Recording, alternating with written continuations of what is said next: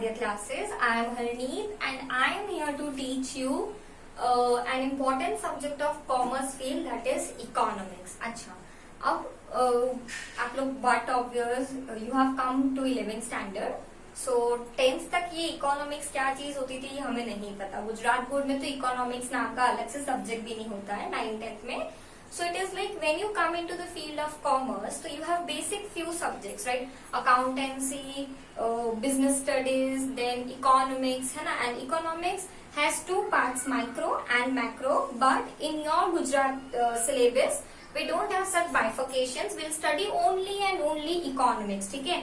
And another book is statistics. Statistics is a part and parcel of economics only, but in Gujarat board it is considered as a separate subject. Okay, so I am here to teach you economics. So सबसे पहले हम subject का मतलब समझते हैं, क्योंकि हम 10th तक सिर्फ बेसिक सब्जेक्ट्स पढ़ते थे, English, Hindi, math, science, social, बस खत्म, right? And any optional language, right? So economics का मतलब क्या होता है? अगर हम कोई नया सब्जेक्ट पढ़ते तो हमें पहले उस वर्ड का मतलब पता होना चाहिए, ठीक है? तो यहाँ पे मैंने क्लियर कट लिखा है कि I am going to teach economics. तो इकोनॉमिक्स का मतलब क्या होता है? सी, इकोनॉमी का मतलब क्या होता है? इकोनॉमी वर्ड हमने बहुत सुना है. अगर हम न्यूज़पेपर्स पढ़ते हैं, अगर हम न्यूज देखते हैं, न्यूज सुनते हैं, तो हम देखते हैं कि इकोनॉमी की जीडीपी इतनी हो रही है, इकोनॉमी गिर रही है, ये कंट्री की इकोनॉमी अच्छी चल रही है, बुरी चल रही है, एक्सेट्रा एक्सेट्रा. तो इकोनॉमी का मतलब क्या होता है कि किसी कंट्री की अर्थव्यवस्था. अब अर्थव्यवस्था मतलब एवरीथिंग रिलेटेड टू मनी. जो भी चीज रिलेटेड टू मनी होती है पूरी कंट्री की, उसको हम इकोनॉमी कहते हैं, और इकोनॉमी की स्टडीज को हम इकोनॉमिक्स कहते हैं. So in the class 11th and 12th, you are going to learn about the study of an economy that is known as economics. ठीक है? Okay. So this was about what is the meaning of the term economics, कि economics का मतलब क्या होता है. ठीक है? अगर मैं आपकी बुक देखूं तो आपकी बुक में थोड़ा संस्कृत, थोड़ा ग्रीक वर्ड के बारे में बताया गया कि इकोनॉमिक को हिंदी में अर्थव्यवस्था कहते हैं, यानी एक कंट्री की अपनी मॉनेटरी वैल्यू क्या है. ठीक है? अब मैंने वर्ड यूज किया यहाँ पे मॉनेटरी. मैंने वर्ड यूज किया मॉनेटरी. तो मॉनेटरी का मतलब होता है मनी वैल्यू. मॉनेटरी का मतलब होता है मनी वैल्यू, यानी कि आपकी एक कंट्री की, आपकी अपनी कंट्री की मॉनेटरी वैल्यू क्या है.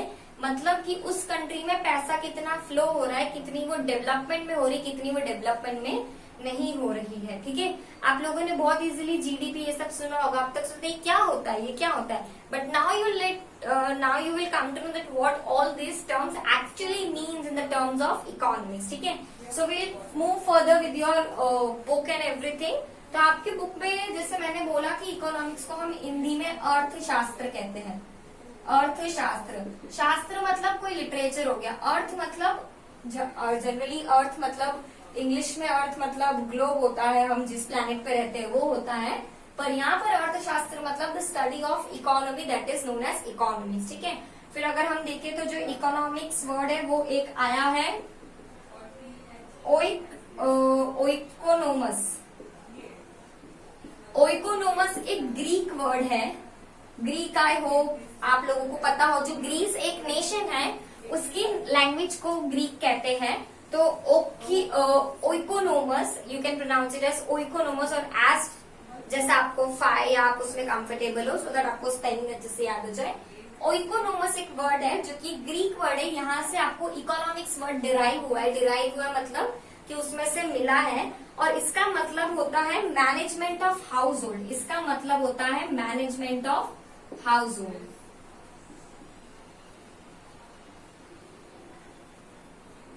ये आपके फर्स्ट पेज में दिया गया है आपके बुक के, कि पहले होता है कि संस्कृत वर्ड है अर्थशास्त्र, हिंदी है, फिर उसमें से इकोनॉमिक्स निकाला गया है.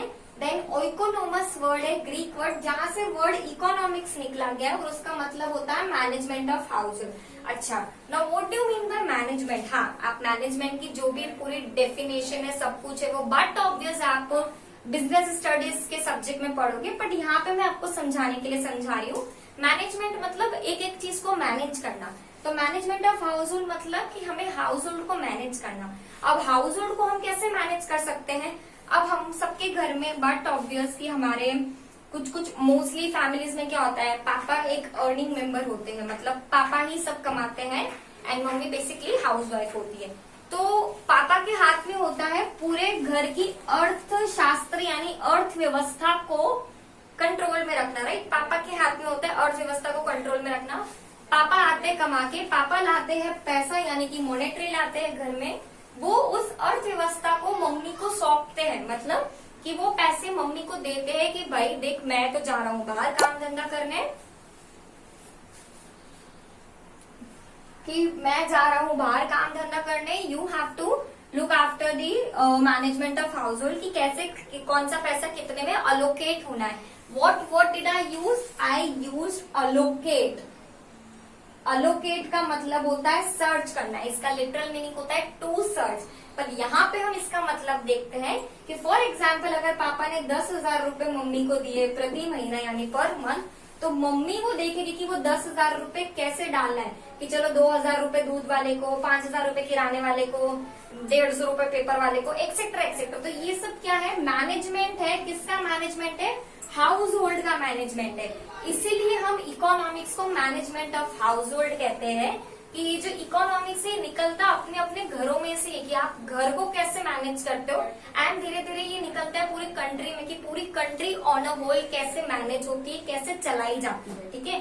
सो अल्टीमेटली जो इकोनॉमिक्स है, इकोनॉमिक्स के बहुत सारे फादर्स है। फादर ऑफ इकोनॉमिक्स है एडम स्मिथ, ये आपको याद रखना है। आई डोंट नो ये आपकी बुक में अभी तक है कि नहीं है, but it for your general knowledge, Adam Smith जो है वो फादर ऑफ इकोनॉमिक्स है, और इन्होंने इकोनॉमिक्स की बहुत वेल डिफाइंड डेफिनेशन दी थी। इनका कहना मतलब है economics is the study of how a person allocated resources, कि एक इंसान अपने रिसोर्सेज को कैसे अलोकेट करता है, कि वो अपने पैसों को कैसे मैनेज करता है, ठीक है। तो वो सारा काम किसमें आता है? इकोनॉमिक्स में आता है, ठीक है। तो हमने अभी तक क्या पढ़ा? हमने देखा कि इकोनॉमिक्स का मतलब क्या होता है। मैं वापस रिवाइज करा रही हूँ। Economics is the study of a countries economy. Economic system की स्टडी को हम इकोनॉमिक्स बोलते हैं। इकोनॉमिक्स वर्ड जो है वो संस्कृत से भी आया है, पर बेसिकली वो ग्रीक वर्ड और इकोनॉमिक्स से आया है, जिसका मतलब होता है मैनेजमेंट ऑफ हाउस होल्ड। मैंने आपको बेस्ट एग्जाम्पल दिया हमारे घर से रिलेटेड, क्योंकि हम हमारे घर से, ठीक है। बट एक मेन दिक्कत होती है इकोनॉमिक्स में। मेन दिक्कत क्या होती है इकोनॉमिक्स में, कि हाउ टू अलोकेट। अलोकेट तो करना है, पर कैसे करना है। अब मम्मी सोचे कि भाई मुझे 10,000 रुपए दे दिए, मैं 10,000 को कैसे अलोकेट करूं।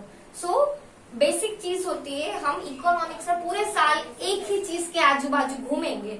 वो चीज क्या है? हमारे पास रिसोर्सेस लिमिटेड है, but we have unlimited wants. मैंने क्या बताया? हमारे पास जो रिसोर्सेज है, आई होप आप लोगों को रिसोर्सेज का मतलब पता है। हमारे पास रिसोर्सेज है लिमिटेड एंड वांट्स है अनलिमिटेड। एंड मैं मतलब इन डीप हम वांट्स क्या होता है, डिजायर क्या होता है, ये सब हम इन डीप नेक्स्ट वीडियो लेक्चर्स में देखेंगे। बट अभी के लिए आप बस इतना जानो कि पूरी इकोनॉमिक्स में हम सिर्फ इन दो चीजों के ऊपर घूमेंगे पूरी 11th क्लास में, रिसोर्सेज एंड वांट्स। रिसोर्सेज मतलब हर वो चीज जो हमारे पास अवेलेबल है। वांट्स मतलब हमारी जरूरत, हमारी इच्छा है, मुझे क्या चीज चाहिए। अगर मुझे ब्रांडेड गुची की बैग चाहिए, गुची का बैग चाहिए, तो वो मेरा एक वांट हुआ, मेरा एक डिजायर हुआ, मेरी एक इच्छा हुई, ठीक है। तो वांट अलग होता है, नीड अलग होता है, ये हम देखेंगे। एक होता है नीड। नीड होता है जरूरत, कि भाई रोटी, कपड़ा, मकान, मोबाइल, ये सब एक जरूरत है, इसके बिना एक इंसान जी नहीं सकता है। पर वांट होती है डिजायर, मतलब वो इच्छा है, उसके बिना मैं जी सकती हूँ, पर मुझे वो लेने की इच्छा है। तो अल्टीमेटली क्या है? रिसोर्सेज। इन केसेस में गुची के एग्जाम्पल में एक रिसोर्स क्या है? पैसा। भाई अगर मेरे पास इतना पैसा नहीं है कि मैं गुची का बैग या गुची की बेल्ट अफोर्ड नहीं कर सकती हूँ, तो वो जो मेरी वांट होगी, वो जो मेरी इच्छा होगी, वो धरी की धरी रह जाएगी। तो अल्टीमेटली इकोनॉमिक्स का मेन मोटो क्या होता है कि रिसोर्सेज लिमिटेड है, वांट्स अनलिमिटेड है। तो उनको, आपके पास जितने भी रिसोर्सेज अवेलेबल है, आप उसको कैसे बेस्ट यूज में लगाओगे। आपको मम्मी ने 5,000 रुपए दिए, अब आपको 5,000 में से बॉलिंग खेलने भी जाना है, आपको 5 स्टार रेस्टोरेंट में लंच भी करना है ना। तो एंड आपको, आपकी बहुत जरूरत, आपको बुक्स भी खरीदनी है।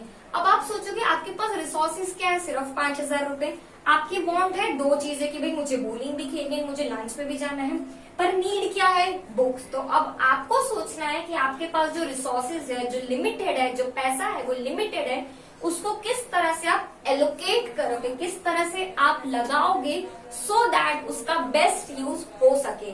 So this is all about economics. मैंने इस वीडियो लेक्चर में आपको सिर्फ इंट्रोडक्शन दिया है इकोनॉमिक्स है। इकोनॉमिक्स कुछ की टर्म्स है, बहुत सारी की टर्म्स है जो हम जैसे जैसे आगे बढ़ेंगे हम सीखते हुए चलेंगे। मैं एक वीडियो लेक्चर में सारी की टर्म्स आपको नहीं समझा सकती और else you people get confuse, ठीक है।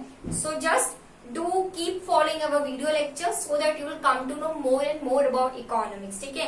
And I being an economics teacher won't just teach you from your book, I'll teach you from the out of the book also, कि आपको जो चीजें जनरल नॉलेज के लिए भी अच्छी होनी चाहिए for the knowledge of economics. So this was all about for the first video lecture of the economics of class 12। I hope I'm very clear with what all things I have taught. So